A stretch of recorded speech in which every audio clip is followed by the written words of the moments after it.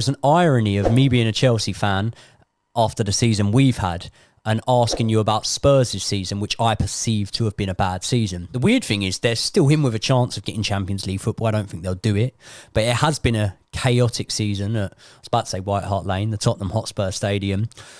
Do you think that this has just been a bad season for Spurs, or bearing in mind that all likelihood suggests that Harry Kane's going to be on the move, do you think we're now seeing the decline of the height that Spurs have reached in this more sort of recent Premier League era? I think they're a million miles off from challenging for the title. I don't think they'll get Champions League football.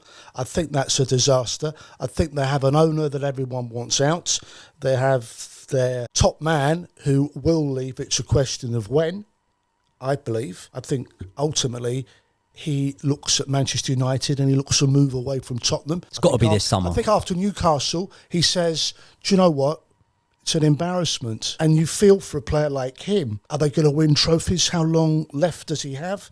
He's a home bird, isn't he, for me, Kane? I can't see him abroad, but I can see him clearly at another football club in this country. So Spurs being outside the Champions League is a disaster. The atmosphere can be and will be toxic with Daniel Levy staying. He's not going to go anywhere. Yeah. Then we have to talk about Harry Kane. Then we talk about the next manager, and we don't know who that is at the moment. So again, a manager goes like Conte. There's no plan. Ryan Mason comes in, does his best. They're shipping goals at an alarming rate. And there's so many things that are wrong with the football club, and they need to be challenging for silverware, and they're not anywhere close, are they? No. So they are at a crisis point, and we can look back on the glory days of Redknapp and Gareth Bale at a Champions League final. We can look back on that, but we're a million miles away from that at the moment. It didn't seem like that at the start of the season, though, did it? Because I remember at the start of the season, one of the sort of common themes that I was seeing was that Spurs had won the transfer window. That was one thing. It was like Spurs, the transfer window they've had. Conte came in and he bought in Conte players. Perisic has done all right, but, Yves Bissouma looked a massive talent at Brighton. Other players have, such as Cucurella, but looked a real big talent at Brighton. Didn't get a tune out of him. Jed Spence. All these players that were bought in, there was a lot of players that were bought in that really didn't hit the ground running. The only one who, you could look at and you'd go, yeah, he's done a good job, Ivan Perisic. Richarlison. If we had recorded this podcast a week ago, Richarlison still wouldn't have scored a Premier League goal yet. And it's just like 50 million for a player like Richarlison.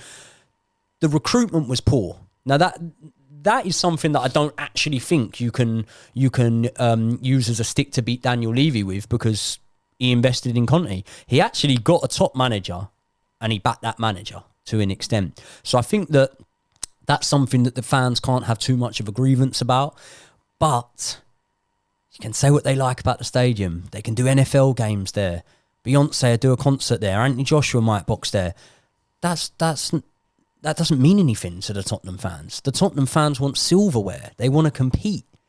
And at the minute, they're not going to be competing. They might even find themselves in the Conference League next year, which, they almost tapped out of that when they were in that competition before. So it's a hard one for Tottenham. Do you know, Joe, one thing that stood out, if you talk about Tottenham's recruitment, you sign a player like Jed Spence, who was highly rated at Middlesbrough, gets an opportunity to go to a Premier League club. How many games did Jed Spence play for Tottenham? How much first team minutes did he have? And then you ship him out on loan. Yeah. What is the point of signing a top talent and not giving him the opportunity? I don't see why you would buy the player and then ship him straight out, effectively giving him a few minutes of first team football. That, to me, when I saw that, I think it's just not right. Maybe like culturally, are they not looking in? Are they not looking into the attitude of these players? One thing that Alex Ferguson, for one, we could go through a list. He had 20 years in management. Of course, you could go through a list of misses with transfers, but they were mostly all hits. And one thing that a lot of people that I've watched podcasts of or read material from that have said about Alex Ferguson is he was very stringent in not just the player, but working out what sort of person that player is. And maybe nowadays you're seeing with the likes of my club Chelsea, you're seeing with the likes of Spurs, they're not maybe looking into that as much and looking if they're a cultural fit. As across the road from Tottenham over at the Emirates, you can sort of look at their recruitment and go, well, pretty much everyone they've brought in has been a cultural fit. They all seem to gel well. They've all seemed to, But that's partly because they've all bought into Mikel Arteta, isn't it? And that goes back to the long-term plan that Arsenal had to give him an opportunity to build a squad. And they just seem a united squad, don't they? They seem behind that Arteta game plan for all the people who wanted him out. They've stuck with him. The players buy in. And that isn't the case at other football clubs. I would absolutely agree with you.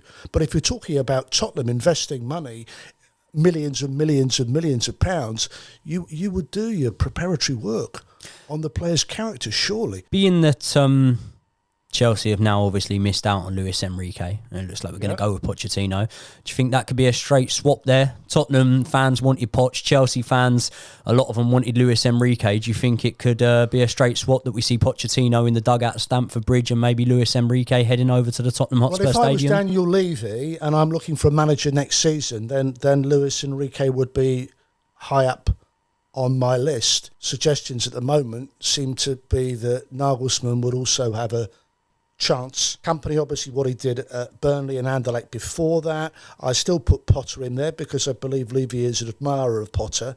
So there's no shortage of candidates to go in at Tottenham. But again, in the same way Chelsea with Pochettino, if that happens, you have to get the appointment right because the fall from grace has been dramatic. And as I said earlier, when you have an owner that is not liked and you suddenly start to fall from grace and you're not playing Champions League football, then it just gets worse, doesn't it? Yeah. It just gets worse. So they have to get that managerial appointment spot on, and there's no shortage of candidates to come in and succeed, Ryan Mason.